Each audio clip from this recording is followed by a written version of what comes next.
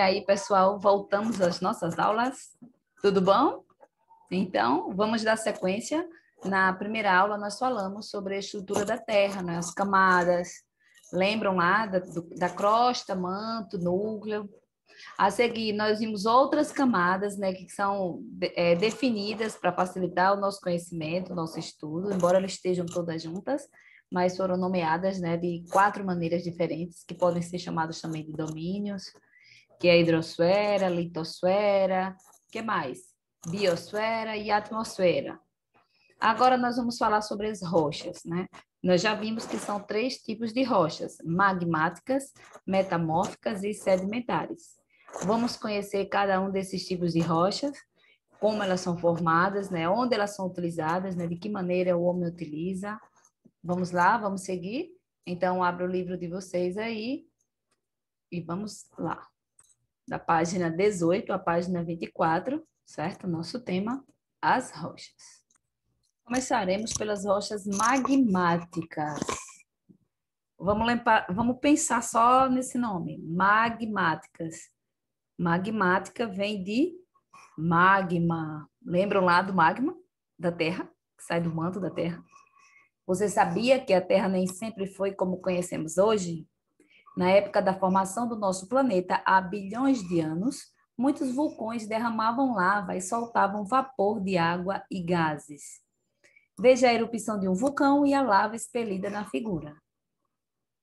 Aos poucos, a superfície do planeta esfriou e o vapor de água se transformou em água líquida, que formou a se acumular, formando rios, lagos, mares e oceanos. A lava também esfriou e se tornou sólida, dando origem à crosta da Terra. As rochas magmáticas ou ígneas podem se formar quando a lava esfria e fica sólida, assim como podem se originar dentro da crosta a partir do magma.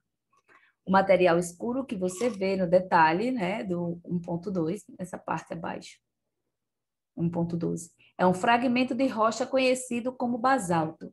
O basalto se formou na superfície da Terra com a solidificação da lava e é um exemplo de rocha magmática.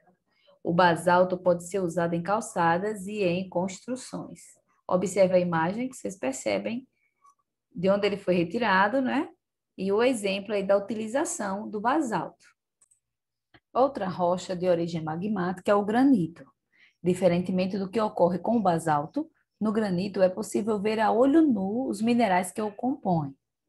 Resistente e durável, o granito é utilizado na pavimentação de ruas, em esculturas, bancadas de pias, piso, etc. Ao contrário do basalto, o granito se formou ainda dentro da terra, como resultado do lento processo de resfriamento e solidificação do próprio magma. Às vezes, quando entra em contato com a água, a lava esfria rapidamente. Os gases contidos nela são eliminados e forma-se uma rocha cheia de poros e buracos. Essa rocha, que parece uma espuma endurecida, é conhecida como pedra-pomes e pode ser usada em polimentos e superfícies e de objetos ou para amaciar a pele e eliminar calosidades. As rochas magmáticas formam a maior parte da crosta terrestre, mas talvez você nem perceba isso, porque elas estão geralmente abaixo do solo ou de camadas de outro tipo de rocha, que são as rochas sedimentares, que você vai conhecer agora. Vamos lá, sigam aí para a página 20. Rochas sedimentares. Observe com atenção a rocha da figura aí abaixo. É possível perceber que ela é composta de várias camadas ou estratos. Esse tipo de rocha é chamado de rocha sedimentar. As rochas sedimentares são formadas por grãos de outras rochas que se depositaram em camadas e se unem. Vamos ver como isso acontece. Chuva, vento, água dos rios, ondas do mar, variações de temperatura, seres vivos, né, fungos e bactérias, todos esses fatores desgastam aos poucos as rochas que quebrando-as em pequenos grãos. Esse processo de desintegração das rochas é chamado de intemperismo. É um desgaste, né, natural da rocha. Vai soltando os grãozinhos. Os ventos e a água da chuva transportam os pequenos grãos de minerais também chamados de sedimentos, até o fundo de rios, lagos ou oceanos. Ao longo do tempo, esses grãos se depositam e se acumulam em camadas. O peso das camadas de cima comprime as camadas de baixo, que vão ficando cada vez mais compactas. Elas vão se unindo, né? Vão se formando essas camadas. Olha que linda, que coisa linda. Várias camadas aí de fragmentos. Além disso, a água vai transformando os minerais, fazendo com que fiquem grudados ou cimentados uns aos outros. Assim é formada, ao longo de milhares e milhões de anos, uma rocha sedimentar. E esse processo continua enquanto a rocha existir. Então, acompanhe aí a figura abaixo, que é o processo de formação de rochas sedimentares. Veja lá em cima, começando pelo número 1. A chuva, vento, outros agentes de intemperismo desgastam as rochas e carregam os fragmentos. Então, os fragmentos virão daqui de cima, né? Vão descendo e vão para onde? No fundo, né? Da água. Ou 2, os fragmentos se depositam em mares e depressões de terrenos. Nas áreas mais baixas, eles vão se acumular. O terceiro, o peso das camadas de cima comprime as de baixo e a água transforma os minerais, dando origem às rochas sedimentares. Então, vão se acumulando, né? Lembrem lá da poeira, igual a poeira. A poeira fica em cima do móvel, aí ela fica aquela camadinha. Só que aí, com as rochas, é algo bem maior, né? Vão formando camadas e camadas e por milhões e milhões de anos, até então formar a rocha sedimentar. Elas vão se compactando, né? Vão endurecendo, vão formando. Continuando, vamos para outra página. Vamos falar do outro tipo de rocha. Gente, nós falamos das rochas magmáticas, que são formadas a partir do resfriamento da lava, certo? Elas endurecem, elas se solidificam e se tornam rochas magmáticas ou ígneas. Agora falamos das sedimentares, que são os fragmentos de outras rochas, né? De uma rocha magmática que o vento, a chuva, o mar desgastou, vão soltando grãos e eles vão se acumulando em áreas mais baixas, formando camadas, né? Com o tempo, essas camadas vão se compactando, vão se endurecendo e vão formando a rocha sedimentar. Agora vamos falar do terceiro tipo de rocha, que é a metamórfica. Você já viu esculturas feitas de mármore, como da figura ao lado? Essa figura aqui ao lado. Já viu uma escultura feita de mármore? O mármore, também utilizado na fabricação de pias e pisos, é um exemplo de rocha metamórfica. E o que é isso? Aquela que se origina da transformação ou metamorfose de outras rochas. No caso do mármore, a rocha de origem é o calcário. As rochas metamórficas se originam de uma transformação de rochas magmáticas ou sedimentares. Nesse caso, o que muda é a organização dos minerais, e às vezes até os próprios minerais que se transformam em outros. Surge então uma nova rocha com propriedades diferentes da rocha original. Essa transformação, e como é que essa rocha se transforma, né? Essa transformação ocorre em decorrência de processos que envolvem variação de temperatura e de pressão. Quando, por exemplo, movimentações da crosta da Terra empurra uma rocha sedimentar para regiões mais profundas, de maior pressão e temperatura, ela sofre mudanças na aparência, na organização de seus minerais e até em sua composição química. Além da temperatura e da pressão, os fluidos, água, gás carbônico, gás oxigênio, também exercem um papel importante na formação das rochas metamórficas, ao facilitar as reações e transformações dos minerais. O Corcovado e o Pão de Açúcar, no Rio de Janeiro, assim como a maioria das rochas da Serra do Mar, são exemplos de gneiss, uma rocha metamórfica que pode se formar da transformação do granito. Então, observe a imagem, né, bem conhecida do Pão de Açúcar do Rio de Janeiro. Então, nós vimos os 3 tipos de rochas magmáticas, formadas a partir do resfriamento da lava, sedimentar, formada a partir do desgaste, né, de outras rochas, que os fragmentos vão se acumulando em regiões mais profundas, mais baixas, e vão se compactando, formando camadas de rocha. E, por último, a metamórfica, que é formada a partir da transformação de outra rocha, certo? Nós falamos sobre os 3 tipos de rocha. Agora vamos seguir falando de um assunto bem interessante, que são os fósseis. Vocês já ouviram falar de fósseis? Eu não poderia falar de fósseis sem mostrar o meu dinossaurinho, né? O esqueletinho do dinossauro, olha aí. Como é que a gente fala de fóssil sem falar em dinossauro, não é? Dinossauro não existe, mas existiram. E como é que a gente vai saber que eles existiram? Como é que nós sabemos disso? Como é que nós sabemos desse esqueleto de dinossauro, que o esqueleto dele era assim? Como é que nós podemos provar isso? Né? Como é que não é uma fala de alguém? Ou também, eu tenho outro objeto aqui que representa fóssil, um organismo de uma era bem remota do nosso planeta, um organismo, um fóssil encontrado, né, em outro período da pré-história, em outro período aí de formação do nosso planeta, certo? Mas vamos lá, vamos falar sobre os fósseis.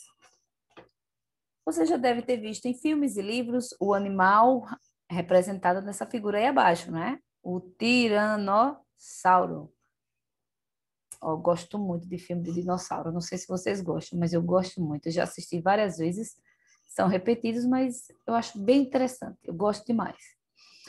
Esse animal deixou de existir há milhões de anos. Imagine, gente, como é que vocês vão saber de um animal que existiu, que deixou de existir há milhões de anos? Como é que dá para saber que ele estava lá, que ele existiu, que é de verdade mesmo? O tiranossauro pertence ao grupo dos dinossauros que viveram na Terra durante cerca de 150 milhões de anos. Há 65 milhões de anos, quase todos desapareceram, ou seja, foram extintos. O estudo dos dinossauros nos dá fortes evidências de que os seres vivos nem sempre foram como são conhecidos hoje. Eles passaram e passam por várias transformações ao longo do tempo. Essas mudanças que ocorrem nas populações de seres vivos fazem parte de um processo chamado evolução. O estudo da evolução nos ajuda a descobrir a origem de cada grupo de ser vivo atual e a entender a enorme diversidade de organismos que há em nosso planeta. Mas como sabemos que os dinossauros existiram? Muitos organismos que desapareceram deixaram restos ou marcas nas rochas.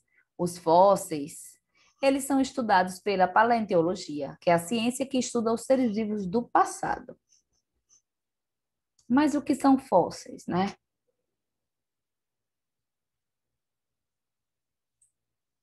Um fóssil só se forma em condições muito específicas, pois geralmente um cadáver é comido por animais ou decomposto por fungos e bactérias, né? Morre um animal, aí os outros animais vão lá e comem, ele apodrece, né? Se estraga, some, acaba desaparecendo. As partes moles têm mais chances de serem comidas e decompõem-se mais rapidamente que as partes duras, né? Ossos, conchas. As estruturas duras, portanto, apresentam maior possibilidade de formarem fósseis. Aí veja na figura, na sequência, 1, 2 e 3. Na sequência de formação de um fóssil de dinossauro. Na etapa 1, o corpo do animal inicia o processo de decomposição pela ação de organismos decompostos. Observe que está lá na água. Ele está começando a se decompor. Na etapa 2, o material do esqueleto é substituído por minerais aliás, do local em que se encontra, e sua forma original é preservada. Então, ele vai sendo substituído por minerais. E na etapa 3, o fóssil é encontrado após escavação. Então, olha aí, já passou umas belas transformações por esse lugar, não é? Observe que aqui tinha água, deixou de ter água, começou a formar camadas, os ossos foram sendo substituídos por minerais, já não tem água mais, já começaram a escavar aqui, já encontraram o corpo do dinossauro, né? O fóssil.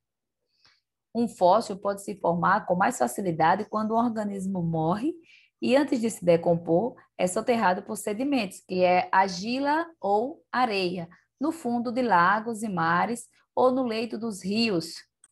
Ao longo de milhões de anos, os sedimentos se compactam e formam rochas sedimentares, nas quais podemos encontrar fósseis.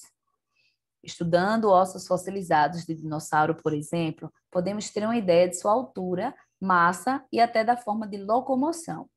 Os dentes e as garras podem indicar o tipo de alimentação. considerando que o animal está adaptado ao ambiente em que vive e a determinado modo de vida. Animais carnívoros, por exemplo, eles têm dentes pontiagudos, que auxiliam a prender outro animal e a rasgar sua carne. Às vezes, no processo de fossilização, as partes duras do corpo do ser vivo são substituídas por minerais e sua forma original é preservada. Em outros casos, o organismo é completamente destruído, mas sua marca ou seu molde fica reproduzido na rocha. Então, nós poderemos encontrar fósseis de diversas maneiras, né? Ele não quer dizer que eles sejam sempre iguais. Alguns com substituição, outros só com marca, outro com o organismo em si. Olha aí, o fóssil de peixe, exposto no Museu da Paleontologia da Universidade Regional do Cariri, no Ceará. E aqui, insetos conservados em âmbar há cerca de 40 milhões de anos. São raros os casos em que o corpo todo de um organismo fica bem preservado. Ele não está bem preservadinho, o corpinho aqui? Mas isso aconteceu, por exemplo, com os mamutes, uns parentes extintos dos elefantes, e com insetos presos na resina de pinheiros. Nessa resina fossilizada, chamada âmbar, já foram encontrados insetos que viveram há milhões de anos. Então, eles estão com o corpinho deles completamente intactos, certo? Então, mas não vai ser sempre assim, né, que vão se encontrar. Mas tudo isso é muito lindo, é muito bom, né? Muito curioso também. Gente, agora nós vamos voltar à nossa atividade, né, que já começamos na aula anterior. Aí nós vamos dar seguimento agora. Então, voltem lá para a página 32 do livro de vocês, né, 32, 33. Vamos lá para essa página para a gente continuar, tá certo? Então, chegamos aí na página 32, questão 4. Lembrando que vocês devem copiar essa atividade no caderno de vocês, para a gente responder. Vamos responder juntos? 4. Neste capítulo, você aprendeu muito sobre 3 tipos de rocha: magmáticas, sedimentares e metamórficas. Agora, no caderno, indique o tipo de rocha a que se refere cada uma das afirmativas abaixo. Então, letra A. São formadas por compactação de grãos de outros tipos de rocha transportados pela água ou pelo vento. Estão lembrados? Que tipo de rocha é essa? Magmática, sedimentar ou metamórfica? Muito bem. Quem falou sedimentar, falou certo. Então, sedimentar. Vocês vão colocar aí na letra A. São formadas por compactação de grãos sedimentares, certo? No plural. Sedimentares. A letra B. São formadas pelo resfriamento do magma ou lava. E aí, qual é o nome da rocha que é formada a partir do resfriamento do magma? Quando o magma sai pelo vulcão, né, em forma de lava, ele se resfria, ou então abaixo mesmo, né, da crosta, ela pode se resfriar, ele recebe o nome de rochas magmáticas. A letra C, são formadas pela transformação de outras rochas submetidas a condições de elevada pressão e temperatura. Transformação. Qual é a rocha que passa por transformação? Rochas metamórficas. Muito bem. Aí agora a última letra, a rocha em que há a maior possibilidade de encontrar fósseis. Nós acabamos de falar sobre os fósseis. Vamos lembrar que os fósseis, né, o determinado organismo morre, aí ele vai sendo coberto por camadas. Qual é a rocha que é formada por camadas? Qual das 3 que é formada? Então, a resposta para a letra D é rochas sedimentares. Questão 5. Explique por que existem grãos de várias cores em um pedaço de granito. Nós falamos sobre isso. Vocês lembram que o granito é formado por vários minerais, né? Quais são os minerais que foram citados? O quartzo, o feldespato, a mica, não é? Então, se existem vários minerais, são cores diferentes, por isso que pode haver grãos de várias cores em um único pedaço de granito, certo? Pela formação dele. Vocês podem escrever aí. Ele é formado, o granito é formado por grãos de 3 tipos de minerais: o quartzo, o feldespato e a mica, que tem cores diferentes. Aí vem a questão 6. Você conheceu um tipo de rocha que é formado pelo resfriamento e pela solidificação do magma. Aprendeu também que essas rochas podem se quebrar em pequenos fragmentos, né, pedaços, que se acumulam em camadas de sedimentos e acabam se transformando por compressão em outro tipo de rocha. Você viu também que os dois tipos de rocha descritos acima, sob a ação de pressão elevada e altas temperaturas, podem se transformar em um terceiro tipo de rocha. Mas se o terceiro tipo de rocha derreter no interior do planeta, pode se tornar o primeiro tipo de rocha descrito acima. Então, é um ciclo, ó, um ciclo. Aí elas vão mudando elas vão se transformando, né, e vão substituindo o lugar uma da outra. Elas vão se repetindo. Mas se esse terceiro tipo de rocha derreter no interior do planeta, pode se tornar o primeiro tipo de rocha descrito acima. Sim. Essas mudanças formam, portanto, um ciclo no qual uma rocha, ao longo de muito tempo, pode se transformar em outra, onde se transforma em outra, que por sua vez se transforma em outra, e assim por diante. É o ciclo das rochas. Na figura abaixo, que resume o ciclo das rochas, indique a que tipo de rocha corresponde cada número. Vamos lá. Olha aí o ciclo. Vamos começar partindo aqui do vulcão, né? Para chegar no tipo 1, 2 e 3. Aqui está acontecendo um vulcão. A partir do resfriamento e da solidificação, surgiu a primeira rocha. Que rocha é essa? Que é formada a partir da solidificação da lava?